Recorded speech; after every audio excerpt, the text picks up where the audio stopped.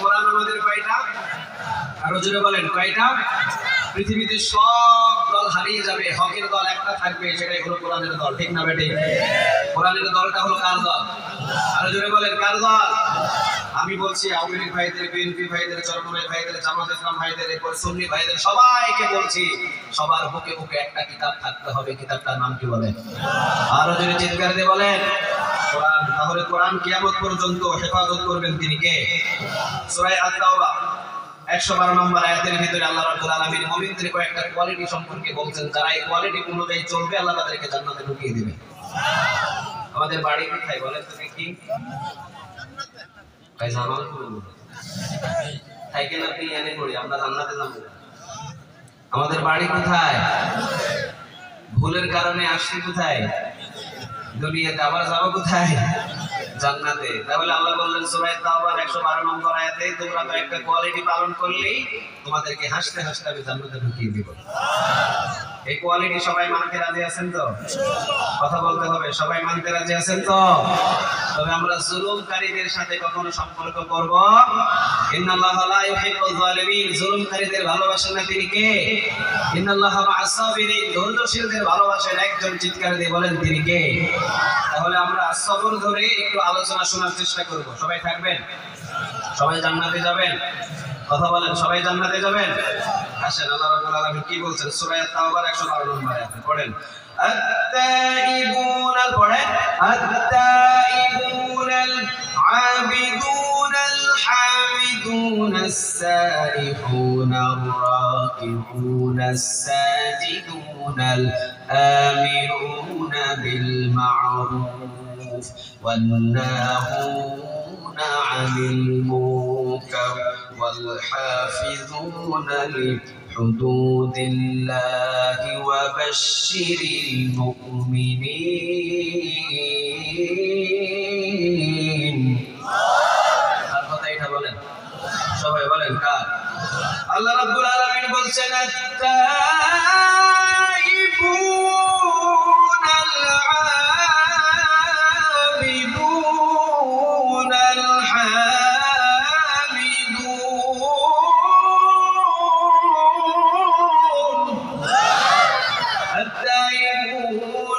যারা মুমিন, যারা মুত্তাকি, গুনাহ করবে, জমিনের ভিতরে গুনাহের সাথে লিপ্ত হবে, তবে সব সময় একজনের কাছে তওবা করবে। চিৎকার দিয়ে বলেন তিনি কে? কথা বলে। আমাদের সবার গুনাহ আছে না নাই? ভুলবশতে গুনাহ হয়ে যায়, কিন্তু আল্লাহ রাব্বুল আলামিন বললেন গুনাহ কর বান্দা, কিন্তু তওবা কর। একজনের কাছে চিৎকার দিয়ে বলেন তিনি কে? কার কাছে তওবা করবেন? সবাই বলেন কার? সাইয়্যিদুল ইস্তিগফার জানেন সবাই? আল্লাহুম্মা আনতা রাব্বি লা ইলাহা ইল্লা আনতা খলাকতানি ওয়া আনা আবদুক ওয়া আনা আলা আহদিক ওয়া ওয়া'দিকা মাসতাতা'তু। সাইয়্যিদুল ইস্তিগফার রাসূল সাল্লাল্লাহু আলাইহি ওয়াসাল্লাম বলেছেন, কেউ যদি প্রতিদিন সাইয়্যিদুল ইস্তিগফার পড়ে, আজকে দিনের বেলা যদি আপনি পড়েন, আজকে মারা গেলে আপনার জন্য জান্নাতের ওয়াজিব করে দেব। সবাই মুখস্থ করবেন তো? কথা বলেন, সবাই মুখস্থ করবেন? নাম কি? সাইয়্যিদুল, সবাই বলেন সাইয়্যিদুল ইস্তিগফার। রাসূল বললেন আজকে যদি আপনি পড়েন আর আজকে যদি মারা যান, আপনার জন্য জান্নাতটা ওয়াজিব করে দিবেন তিনি কে? তাহলে প্রথম নাম্বার আমরা ইস্তিগফারের ভিতরে 1 নাম্বার পেলাম সাইয়্যিদুল ইস্তিগফার, যে প্রতিদিন পড়বে, আর ওই দিনে যদি সে ইন্তেকাল করে তার জন্য জান্নাত ওয়াজিব করে দিবেন তিনি কে? আরেকটা আছে আস্তাগফিরুল্লাহ আল্লাযী লা ইলাহা ইল্লা। এটা যদি পড়েন তাহলে রাসূল সাল্লাল্লাহু আলাইহি ওয়াসাল্লাম বলেছেন যত বড়ই কবিরা গুনাহ হোক আল্লাহ তাকে মাফ করে দেবে। আর রাসূল বলেছেন আত-তাইবুন, অর্থাৎ যে 24 ঘন্টা তাওবার সাথে লেগে থাকবে আল্লাহ তার হাতের দোয়া তত বেশি কবুল করে ফেলবে। যে 24 ঘন্টা ইস্তিগফারের সাথে লেগে থাকবে, যে 24 ঘন্টা আস্তাগফিরুল্লাহ আস্তাগফিরুল্লাহ আস্তাগফিরুল্লাহ 24 ঘন্টা ইস্তিগফারের সাথে লেগে থাকবে, তার হাতের দোয়া তত বেশি দ্রুত আকারে আরশ পর্যন্ত কবুল করে নেবেন তিনি কে? অনেকেই প্রশ্ন করেন হুজুর ওযু নাই, তাহলে কি আমি আস্তাগফিরুল্লাহ পড়তে পারবো? অবশ্যই আপনি পড়তে পারবেন। শরীর যদি পাক থাকে আর সাফ থাকে, আস্তাগফিরুল্লাহ আপনি পড়তে পারবেন, এটাতে কোনো অসুবিধা। আপনি শুয়ে আছেন বিছানায়, ওযু নাই, আপনি পড়েন আস্তাগফিরুল্লাহ। রাসূল বললেন যে ব্যক্তি প্রতিনিয়ত ইস্তিগফারের সাথে সম্পর্ক থাকবে, যে ব্যক্তি সব সময় ইস্তিগফার করবে, রাসূল বললেন সর্বপ্রথম সে দোয়া করবে জমিনে, দোয়াটার সাথে সাথে আরশ পর্যন্ত কবুল করবেন তিনি কে? 2 নাম্বার, প্রতিনিয়ত তার গুনাহগুলো ঝরে যাবে। সুবহানাল্লাহ বলেন। কি ঝরে যাবে? কথা বলেন, কি ঝরে যাবে? গুনাহ তার ঝরে যাবে এবং গুনার বদলে তাকে নেকগুলো পরিবর্তন করে দিয়ে দিবেন তিনি কে? 3 নাম্বার, রাসূল বললেন দুনিয়ার ভিতরে যত অভাব অনটন আছে সমস্ত অভাব অনটন দূর করে দিবেন তিনি কে? আবার রাসূল বললেন তাকে সুস্থতা দান করবেন তিনি কে? বিপদ আপদ দুনিয়াতে অসংখ্য থাকে, রোডে ঘাটে অ্যাক্সিডেন্ট থাকে না? ইস্তিগফারের জন্য আল্লাহ সুবহানাহু ওয়া তাআলা আপনার সমস্ত রোগ বালাই অ্যাক্সিডেন্ট দূর করে দিবেন। সুবহানাল্লাহ বলেন। তাহলে সর্বপ্রথম যেটা, ইস্তিগফারের সাথে যারা যত বেশি লেগে থাকবে তার হাতের দোয়া তত বেশি কবুল করে দিবেন তিনি কে? আপনি সকালে পড়ছেন আস্তাগফিরুল্লাহ, গাড়িতে চড়ে পড়ছেন আস্তাগফিরুল্লাহ, আপনি হাঁটছেন পড়ছেন আস্তাগফিরুল্লাহ, আপনি চা বিক্রি করছেন, আপনি নিজে নিজে পড়ছেন আস্তাগফিরুল্লাহ। আপনাকে আল্লাহ এমন একটা পাওয়ার দিয়ে দিবে, দোয়া করবেন জমিনে, দোয়া কবুল হয়ে যাবে আরশে। ইমাম আহমদ ইবনে হাম্বলের নাম শুনছেন আপনারা? জি। কয় ইমামের একজন? 4 ইমামের একজন ইমাম, ইমাম আহমদ ইবনে হাম্বল। উনি একজন মুহাদ্দিস ছিলেন, মুহাদ্দিসুদ দাহার ছিলেন, হাদিস সংগ্রহ করতেন। উনি একটা কিতাব লিখেছেন যেটার নামটা হলো মুসনাদে আহমদ। এই কিতাবের ভিতরে উনি 40,000 হাদিস লিখেছেন।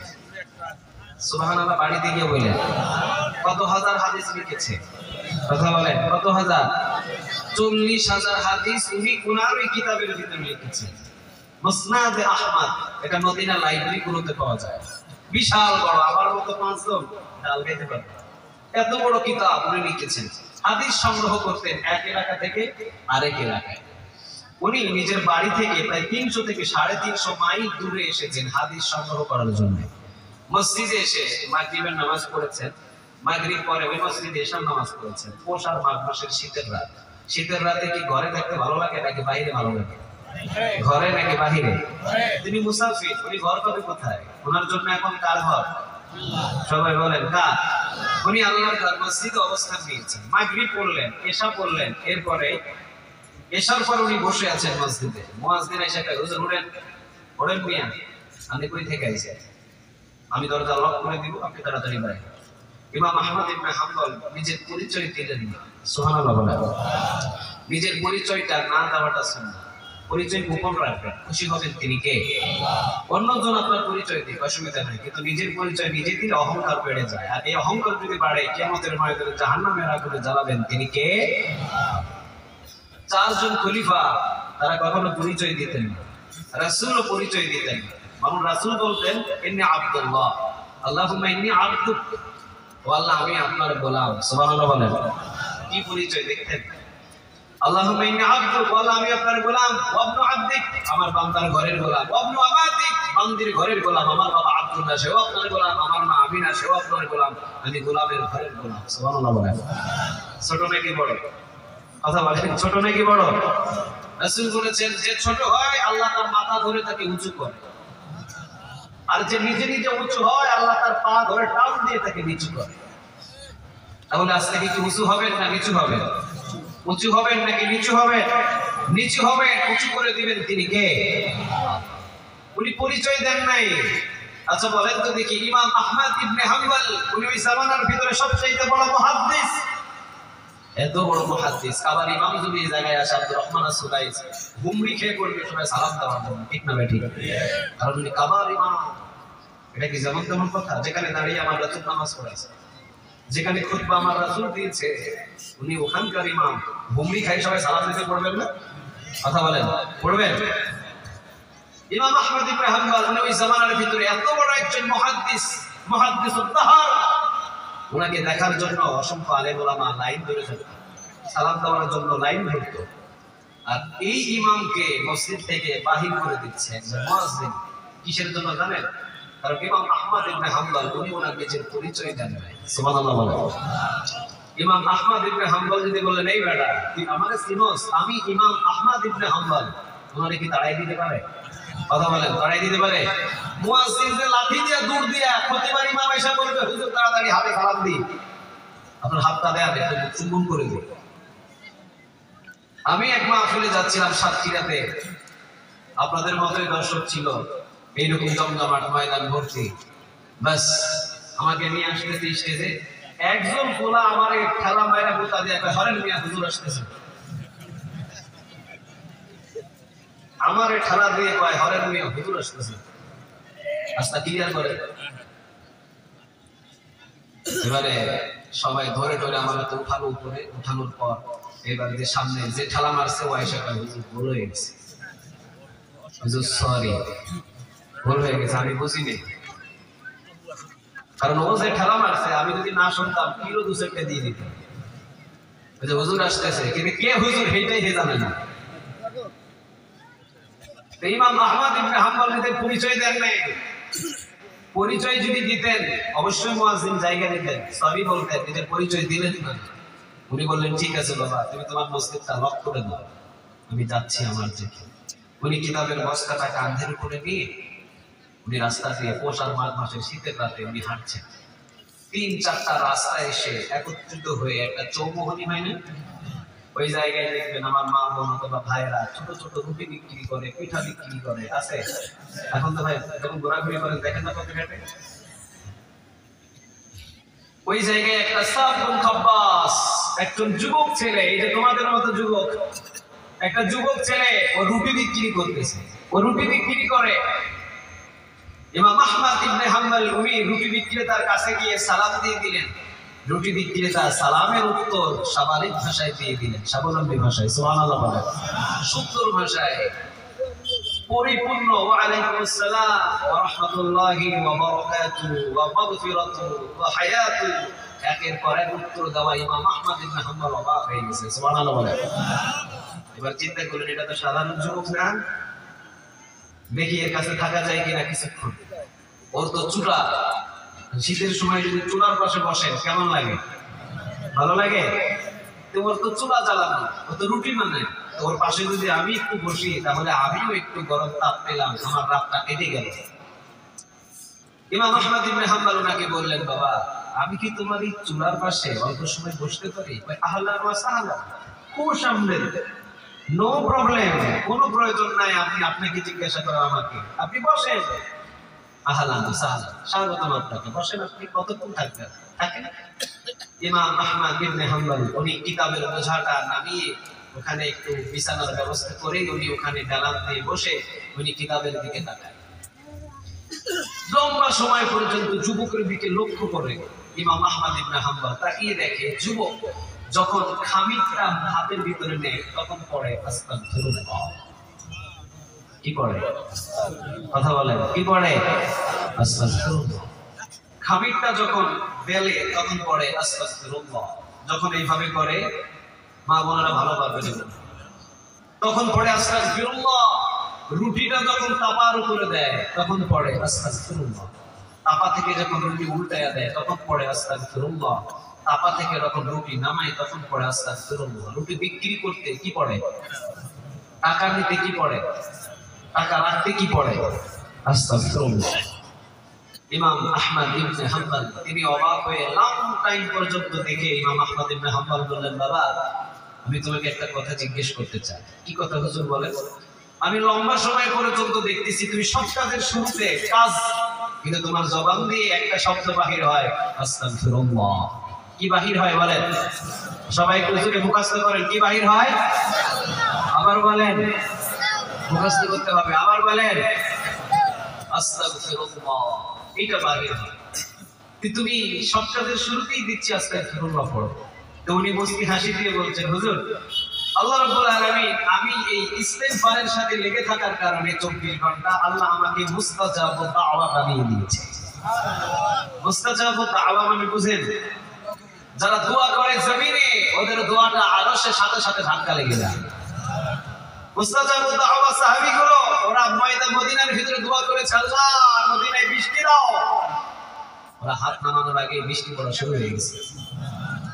টানা বৃষ্টি, সকালে বৃষ্টি, বিকালে বৃষ্টি, টানা বৃষ্টি। আবার যখন ওরা হাত তুলেছে, আল্লাহ আর বৃষ্টি দরকার নাই, অন্তত বৃষ্টি বন্ধ করে দেওয়া। কিছুক্ষণ পর বৃষ্টি বন্ধ হয়েছে।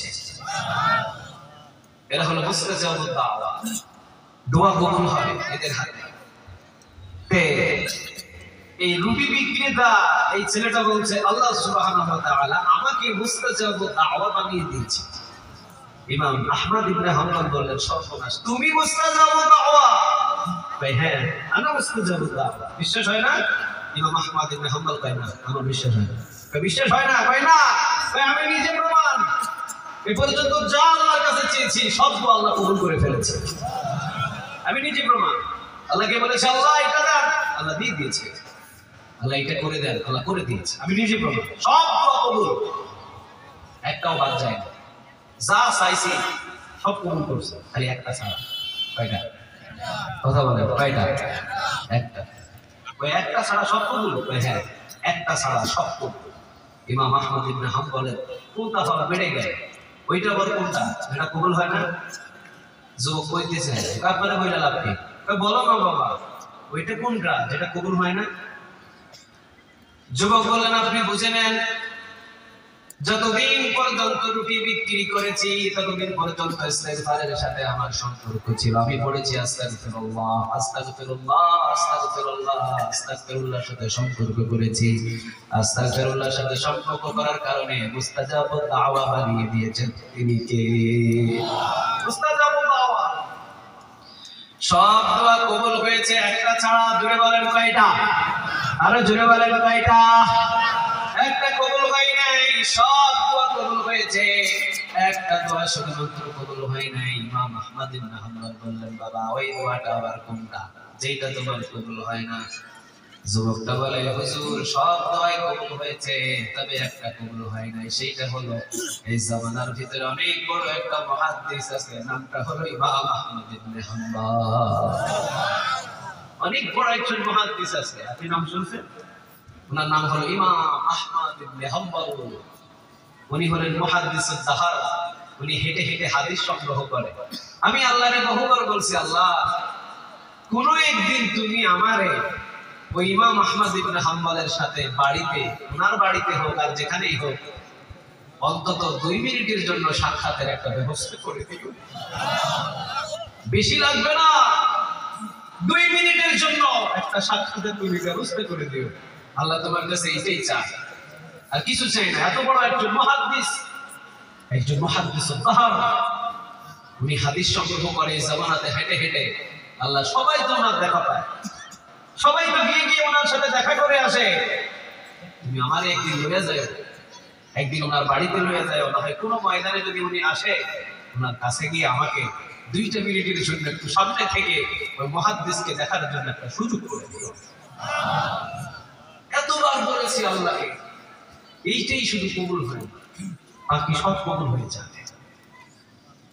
ইমাম আহমদ ইবনে হাম্বল উনি বসে বসে তিনি ওখানে টুকরে টুকরে কাঁদছেন। যুবক বলছে, হুজুর আপনি কাঁদেন কেন? আমার কথা শুনে, আপনিও কি ইমাম আহমদ ইবনে হাম্বলের পাগল?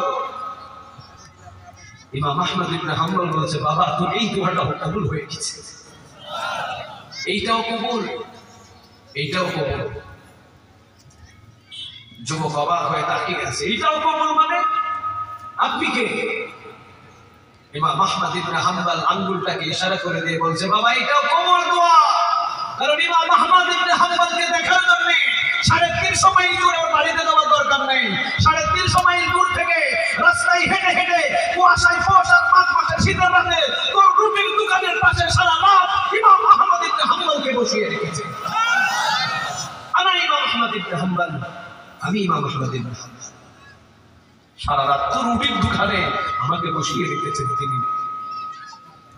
আমার সাথে দেখা করতে তোকে যেতে হবে না, তোর রুটির দোকানে আমাকে সারা রাত বসিয়ে রেখেছেন। সুবহানাল্লাহ বলেন না?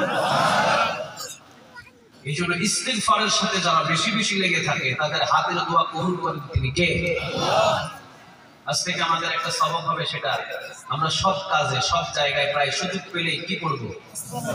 সবাই বলেন কি পড়ব? রাসূল সাল্লাল্লাহু আলাইহি ওয়াসাল্লাম বলেছেন যে আমি প্রতিদিন, মুসলিমের বর্ণনায় 70 বারেরও বেশি পড়তাম, আরেক বর্ণনায় রাসূল 100 বারের মতো প্রতিদিন ইস্তেগফার পড়তেন। সুবহানাল্লাহ বলেন। আমাদের দরকার আছে না নাই বলেন? রাসূলের কোনো গুনাহ ছিল? কথা বলেন, গুনাহ ছিল, কিন্তু উনি পড়তেন। তাহলে আজ থেকে আমরা একটা আমল শিখলাম, আমরা উঠতে বসতে প্রায় সব জায়গায় চেষ্টা করব কোনটা পড়তে? সবাই বলেন কোনটা? আস্তাগফিরুল্লাহ। যে পড়বে আল্লাহর কাছে, যে মাপ চাইবে, চাইতে দেরি হবে, আল্লাহ মাফ করতে দেরি করবে না। সুবহানাল্লাহ বলেন। যুবকদের বলছি, এই যে যুবকেরা তোমরা যারা গাঁজা খাও, যারা মদ খাও, যারা ইয়াবা খাও, যারা সিগারেট টানো, এই যে রাতের বেলা তওবা করলে রাসূল বলেন যুবকের তওবা রাতের বেলা রাতেই মাফ হয়ে যাবে। ওটা সকাল পর্যন্ত ওয়েটিং টাইম, ওটা রাতের বেলা রাতেই মাফ। দিনে গুনাহ করেছো, দিনে তওবা করেছো, রাসূল বলেন যুবকদের দিনের তওবা দিনেই আল্লাহ মাফ করে দেয়। রাসূলকে জানান নবী আপনি জানিয়ে দেন, কোন গোলাম যদি 90 বছরের গুনাহ নিয়ে যদি আমার সামনে উপস্থিত হয় আর যদি তওবা করে, আমি একসাথেই 90 বছরের গুনাহ মাফ করে দেব। মুসা আলাইহিস সালাম বনি ইসরাইলের একজন পয়গম্বর ছিলেন। উনি আল্লাহকে বলেছিলেন, আল্লাহ আমার এই গোত্রের ভিতরে সবচাইতে পাপিষ্ঠ ব্যক্তি কে? পাপিষ্ঠ ব্যক্তি কে? খারাপ ব্যক্তি কে? গুনাহগার ব্যক্তি কে? আল্লাহ বললেন তুমি একটু দাঁড়াও, এই রাস্তা দিয়ে হেঁটে যাও। দেখলেন একজন মাসুম বাচ্চাকে হাতে ধরে নিয়ে হেঁটে যায়। আল্লাহ বললেন এটা হলো সবচাইতে এলাকার পাপিষ্ঠ ব্যক্তি, এর চাইতে পাপিষ্ঠ ব্যক্তি এলাকায় একটাও নাই। বিকেল বেলা আবার আল্লাহকে বললেন, আল্লাহ আপনার এই এলাকায় সবচাইতে নেককার ব্যক্তিকে? আল্লাহ বললেন একটু দেরি করো, দেখবা রাস্তা দিয়ে হেঁটে যাবে। ওই লোকটাই বিকেল বেলা বাচ্চাটাকে হাতে ধরে নিয়ে হেঁটে যায়। সুবহানাল্লাহ বলেন। সকালে ছিল সবচাইতে গুনাহগার পাপিষ্ঠ ব্যক্তি, আর বিকেল বেলা তাকে সবচাইতে এলাকার নেককার ব্যক্তি বানিয়ে দিলেন। তিনি কে? আরো জোরে বলেন, তিনি কে? মুসা আলাইহিস সালাম বলেন, আল্লাহ এটা কিভাবে সম্ভব? আল্লাহ বললেন ওর মাসুম বাচ্চাটাকে নিয়ে যখন ওই পাহাড়ি গর্তে এলাকায় গিয়েছে, তখন তার ছেলে তাকে জিজ্ঞাসা করেছে, আব্বা এই পাহাড় থেকে বড় কিছু আছে? হ্যাঁ বাবা, পাহাড় থেকে বড় হলো আল্লাহর রাস্তা। আব্বু আসমান থেকে বড় কি আছে? আসমান থেকে বড় হলো আল্লাহ সুবহানাহু ওয়া তাআলার আরশ। তখন তাকে জিজ্ঞাসা করছে তার ছেলে, আব্বু আরশ থেকে বড় কি কিছু আছে? হ্যাঁ, সেখান থেকে বড় হলো আল্লাহর কুরসি। তখন ছেলে জিজ্ঞাসা করছে, আব্বু কুরসি থেকে কি বড় কিছু আছে? লোকটা কেঁদে দিয়ে বলেছে, বাবা আসমান থেকে, জমিন থেকে, কুরসি থেকে, আরশ থেকে সব থেকে বড় হলো আমার আল্লাহর দয়া এবং মায়া। আল্লাহর দয়া মায়া যদি না থাকতো তাহলে আমার মতো পাপিষ্ঠ বান্দা এই দুনিয়াতে এত সুন্দরভাবে জীবনযাপন করতে পারত না। সাথে সাথে সে মনে রেখে চোখের পানি ফেলে সেজদায় পড়ে আমার কাছে মাপ চেয়েছে। এলাকার সবচেয়ে খারাপ ব্যক্তি ছিল সকালে, আমি ওকে এলাকার সবচেয়ে ভালো ব্যক্তি বানিয়ে দিয়েছি।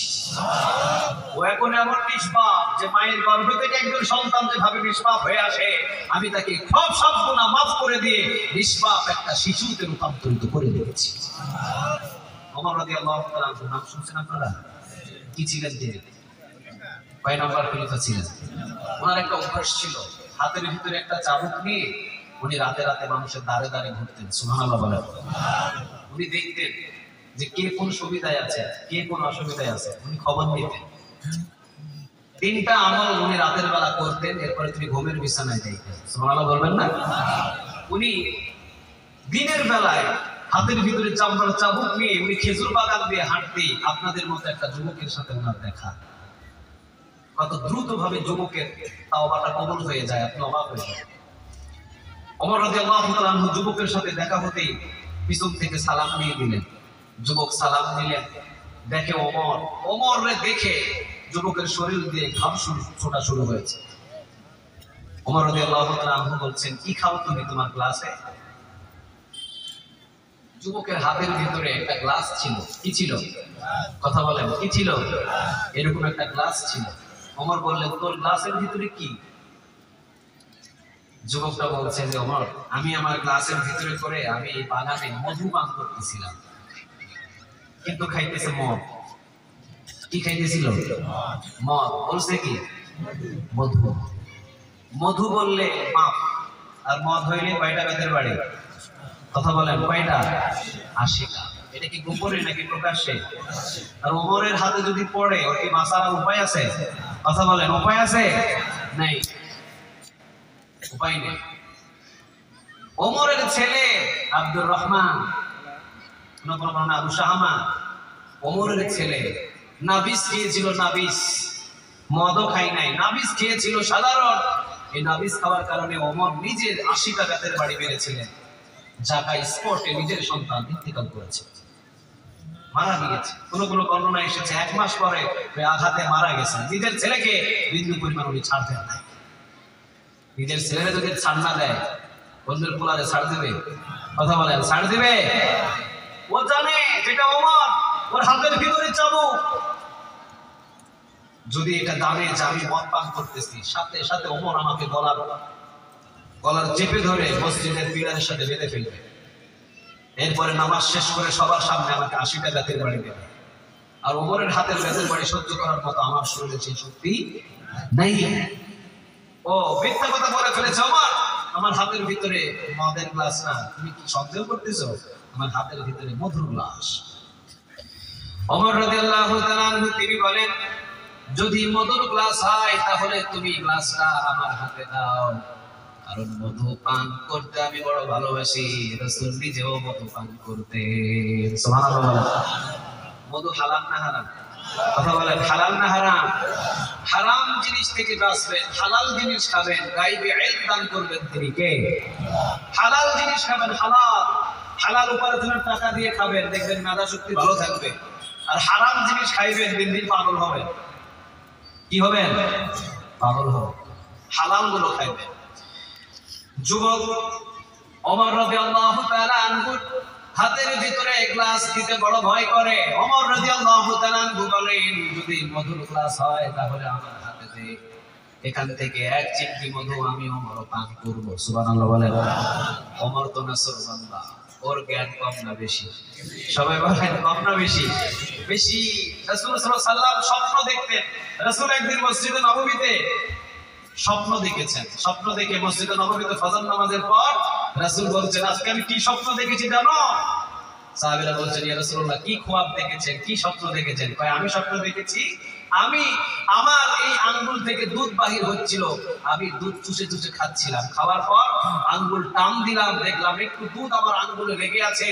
এই আঙ্গুলটা আমি ওমরের মুখে লাগিয়ে দিলাম। সবাই বললেন, নবী এই স্বপ্নের ব্যাখ্যা কি?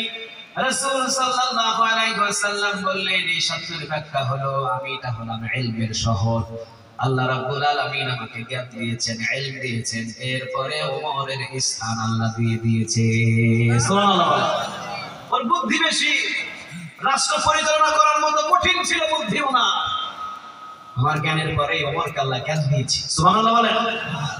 আরেকদিন রাসূল সাল্লাল্লাহু আলাইহি ওয়াসাল্লাম তিনি স্বপ্নের ভিতরে দেখলেন একজন সাহাবী রাস্তা দিয়ে হেঁটে যায়। মসজিদে নববীতে ফজর নামাজের পরে তিনি স্বপ্নের এইভাবে কথাগুলো বলছেন, আমি আজকে স্বপ্নে দেখলাম আমার অমুক সাহাবী ও রাস্তা দিয়ে হেঁটে যায়, আমি তাকিয়ে দেখলাম ওর জুব্বাটা কোমর পর্যন্ত। কোথায় পর্যন্ত? কোমর পর্যন্ত। আরেকজন সাহাবী হেঁটে গেল, আমি ওর জুব্বা দেখলাম নাভি পর্যন্ত।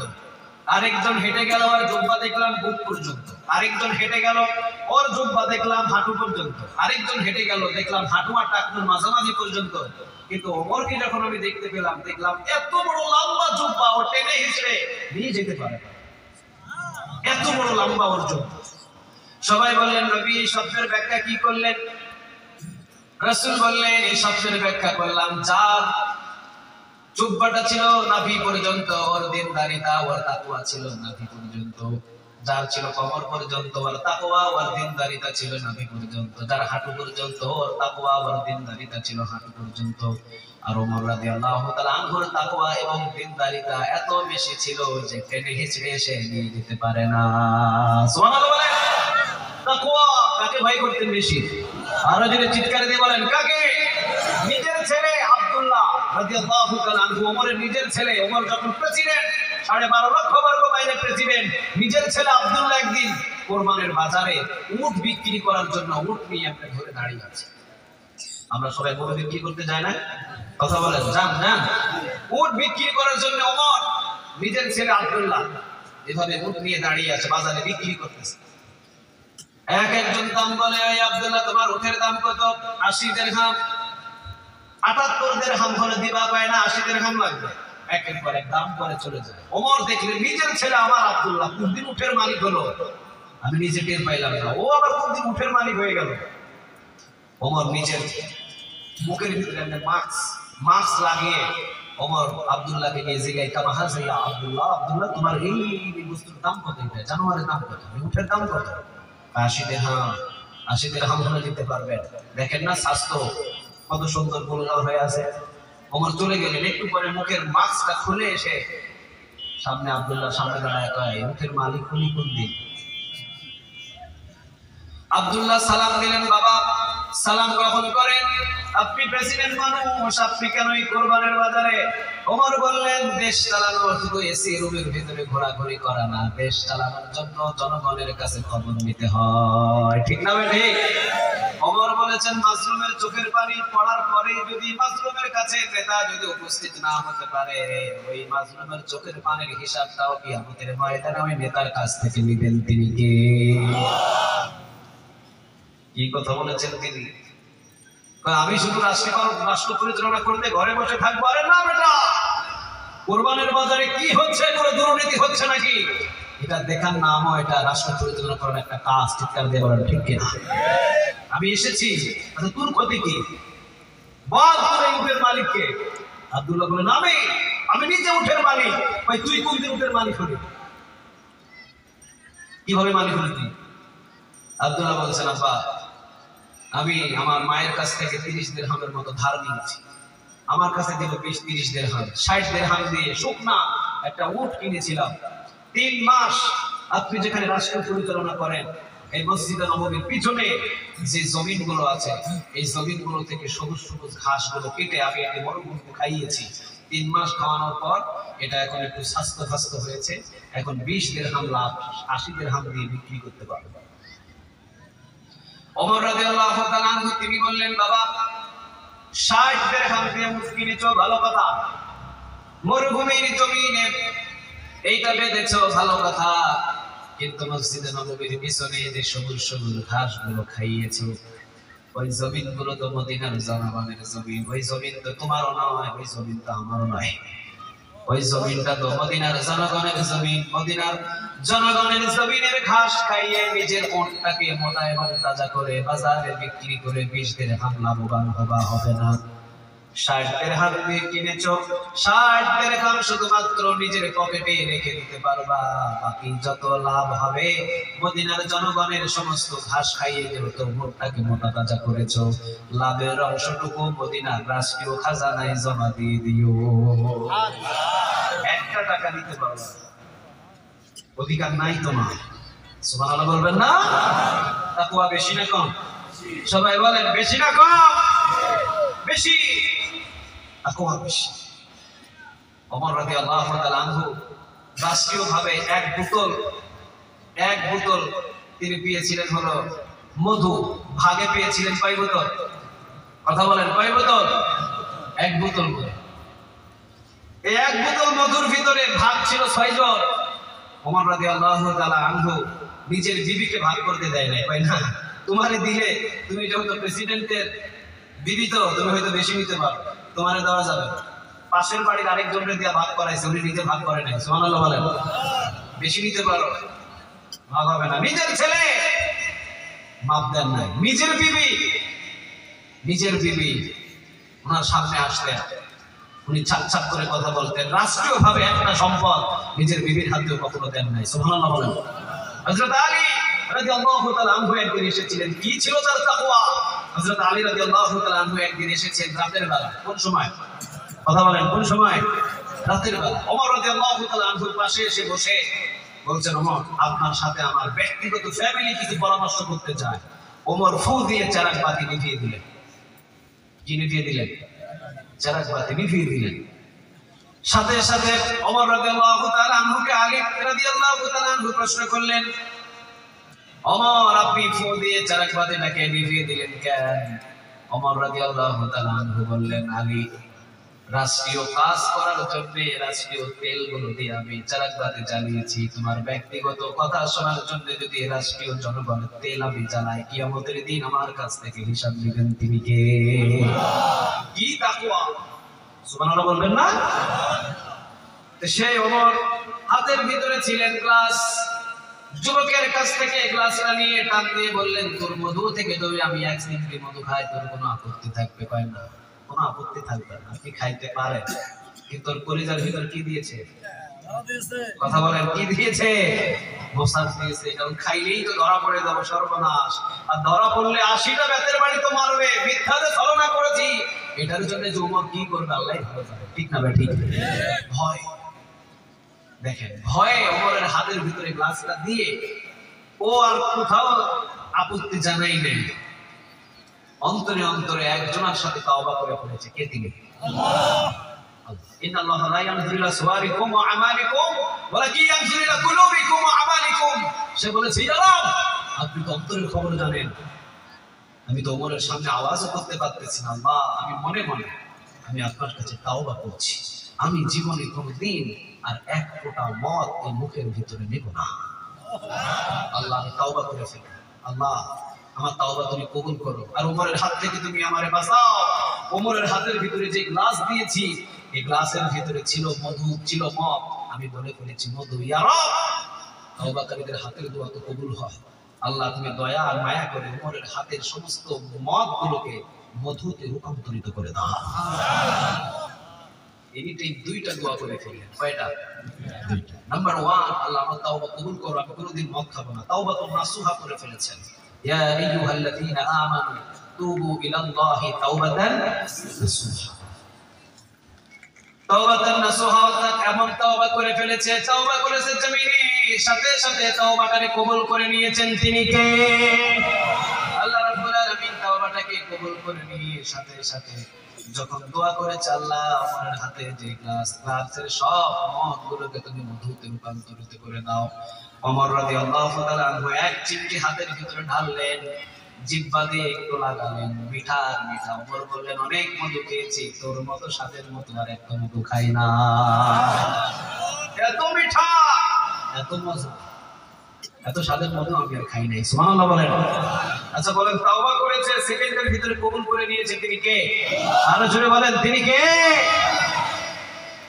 আমরাও কার কাছে তাওবা করব? কথা বলেন, কার কাছে? এই যে অনেক যুবকগুলো বসা, অনেক মুরব্বীগুলো বসা, গুনাহ করেছে, ডান দিকে তাকিয়েছে, বাম দিকে, সামনে পিছনে অন্ধকার, কেউ নাই, কে দেখেছে বলেন তো দেখি? আল্লাহ ইজ ওয়াচিং মি। আল্লাহ বলে, সব সময় আমি জাগ্রত আছি, সব সময় আমি তোমাকে দেখি। সুবহানাল্লাহ বলেন।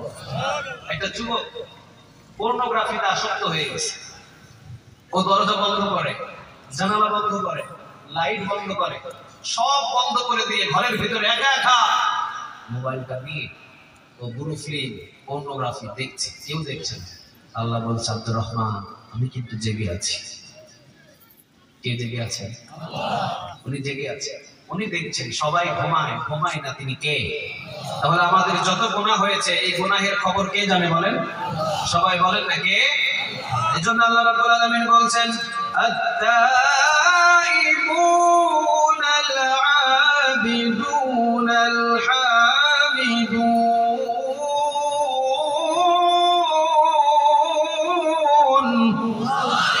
আত-তাইবুন, যারা মুমিন, যারা মুত্তাকি, যখনই গুনাহ করবে, গুনাহ করার সাথে সাথে পৃথিবীর কারো কাছে মাফ চাইবে না, একজনের কাছে মাফ চাইবেন, তিনি কে?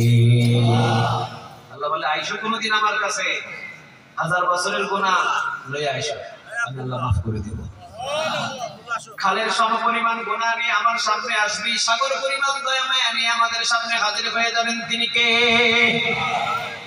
রাসূল বলেন, সাগর পরিমাণ গুনাহ নিয়ে যদি আল্লাহ রাব্বুল আলামিনের সামনে আপনি উপস্থিত হয়ে যান, আল্লাহ বলে, আসমান সমপরিমাণ দয়া মায়া নিয়ে তোর সামনে হাজির হয়ে আমি মাফ করে দেব। তোর গুনাহ যদি আসমান পর্যন্ত ঠেকে যায়, আমি আরশ সমপরিমাণ দয়া মায়া নিয়ে তোর সামনে হাজির হয়ে ধুয়ে মুছে সব গুনাহ আমি মাফ করে দিব। তবে কার কাছে চাইতে হবে? সবাই বলেন, কার? তাহলে আমরা সবাই গুনাহগার, সবাই কি? সবাই বলেন সবাই কি কার কাছে মাপ চাইবো? তাহলে মুমিনদের প্রথম নাম্বার কোয়ালিটি গুনাহ হবে কিন্তু মাপ চাইবে একজনের কাছে, তিনি কে? দ্বিতীয় নাম্বার কোয়ালিটি হলো আল আবিদুনা, মুমিনরা ইবাদত করে কার? আরো জোরে বলেন কার? মাথা নত কোনো বাবার দরবারে নয়, কোনো মাজারে নয়, মাথা নত হবে একজনের কাছে। চিৎকার দিয়ে বলেন তিনি কে? কার কাছে চাইবেন? ছেলে দেন কে? মেয়ে দেন কে? লম্বা করেন কে? পার্টি করেন কে? রাত করেন কে? দিন করেন কে? সুখে রাখেন কে? দুঃখে রাখেন কে? দোষ কার? দোষ বলে আল্লাহ। আল আবিদুনা, ইবাদত হবে কার? অনেক লং টাইম। আল হামিদুনা, প্রশংসা করতে হবে একজনের, তিনি কে? তাহলে শুধু শুনে নেন, আল আবিদুনা ইবাদত কার হবে? আল্লাহর ইবাদত ছাড়া ইবাদতের ভিতরে কাউকে শরীক করা যাবে? কথা বলেন, শরীক করা যাবে? তিন নম্বরে আল হামিদুনা, সব জায়গায় প্রশংসা করবেন কার? যিনি আসমান দিয়েছেন, যিনি জমিন দিয়েছেন, যিনি আমাকে হাত দিয়েছেন, কান দিয়েছেন, পা দিয়েছেন, তার প্রশংসা ছাড়া কারো প্রশংসা করা যাবে? কথা বলেন, করা যাবে? আস-সাইফুনা, আমরা যে সিয়াম পালন করি, রোজা রাখি, কার জন্য? সবাই বলেন কার জন্য? আর রাকিউনা আস-সাজিদুনা, রুকু এবং সিজদা পৃথিবীর কাউকে করা যাবে না, একজনকে করতে হবে, তিনি কে? কোন মাজারে রুকু করা যাবে? কোন মাজারে সিজদা করা যাবে? এই কপালটা কার জন্য? সবাই বলেন কার জন্য? প্রতি 5 ওয়াক্ত নামাজে যতটা সিজদা দিই আমরা সাইন করে বুঝিয়ে দিই, আল্লাহ এই যে সাইন করে দিলাম, সিজদা দিই আপনাকে, যত সিজদা তত সাক্ষ্য। সুবহানাল্লাহ বলেন। রাসূল বলেন কিয়ামতের ময়দানে অসংখ্য বান্দা তার সিজদার সাক্ষ্য দিয়ে সে জান্নাতে চলে যাবে। কত জায়গায় সিজদা দিয়েছেন, সমস্ত জায়গাগুলো আল্লাহ আপনার পক্ষে সাক্ষ্য হয়ে দাঁড়িয়ে যাবে। সুবহানাল্লাহ বলবেন না? তাহলে রাকিউনা সাজিদুনা, রুকু সিজদা দিতে হবে একজনকে, তিনি কে? আল আমিরুনা বিল মারুফ, সৎ কাজের আদেশ। যেমন ফখরুল আলম আকুন্দ ভাই সৎ কাজের আদেশ দিচ্ছেন, গান বাজনা বাজানো যাবে না। এর সাথে আপনারা সবাই একমত আছেন না নাই? সবাই বলেন আছেন না নাই? এই সৎ কাজের আদেশ দিতে হবে, এটা মুমিনদের দায়িত্ব। এরপরে ওয়ান্নাহুনা আনিল মুনকার, অসৎ কাজে নিষেধ করা। গান বাজনা হবে, আগুন জ্বালিয়ে দেন। গাজার আসর হবে, ওকে শাস্তি দেন। বিয়ে নাচাবে, ওকে শাস্তি দেন। জোয়ার আসর হবে, ওকে শাস্তি দেন। এইটাই হলো দায়িত্ব কোরআনের। কারণ সৎ কাজের আদেশ দিবে মুমিনরা, আবার অসৎ কাজে বাধা সৃষ্টি করবে। চিৎকার দিয়ে বলেন ঠিক কিনা? আমরা মুমিন যদি দাবি করি সৎ কাজে কি দিব? সবাই বলেন কি দিব? অসৎ কাজে কি দিব? বাধা দিব। অসৎ কাজে কি দিব? বাধা দিব। ওয়ান্নাহুনা আনিল মুনকার ওয়াল হাফিজুনা লিহুদুদিল্লাহ, আল্লাহর কিছু স্পেশালি বর্ডার আছে। কি আছে? বর্ডার আছে। আপনাদের বাংলাদেশের বর্ডার নেই? পাশে কি border? India border. India border পার হলে কি দিবে? কি করবে? ক্রস ফায়ার করবে অথবা অ্যারেস্ট করে ফেলবে। আল্লাহ বলছেন আমার কিছু বর্ডার আছে, ঘুষ খাইতে পারবি না, সুদ খাইতে পারবি না, জুয়া খেলতে পারবি না, জেনা করতে পারবি না। এগুলো কার বর্ডার? আরো জোরে বলেন কার? আমার ভাই একজন বলেছেন এই সমাজে নাকি সুদ বেড়ে গেছে, সুদ বেড়ে গেছে। রাসূল বলেছেন সুদের গুনাহ অসংখ্য, তার ভিতরে সবচাইতে সুদ খাওয়ার ছোট্ট যে গুনাহটা সেটা হলো নিজের মায়ের সাথে জেনা করা। পারবেন নিজের মায়ের সাথে জেনা করতে? এই সুদের টাকা খান কেন? নিজের মায়ের সাথে জেনা করলে যে গুনাহ হয়, 1 টাকা সুদ খাইলে সেই গুনাহ আপনার আমলনামায় জমা করে দেয় তিনি কে? সুদ থেকে দূরে থাকেন, ঘুষ থেকে দূরে থাকেন। আল্লাহ আমাদের এই কয়েকটি মুমিনদের কোয়ালিটি নিয়ে জীবন যাপন গঠন করার তৌফিক দান করুক, আমরা বলি আমিন। ওয়াল হাফিজুনা লিহুদুদিল্লাহ, আল্লাহর বর্ডার কখনো আমরা অতিক্রম করব।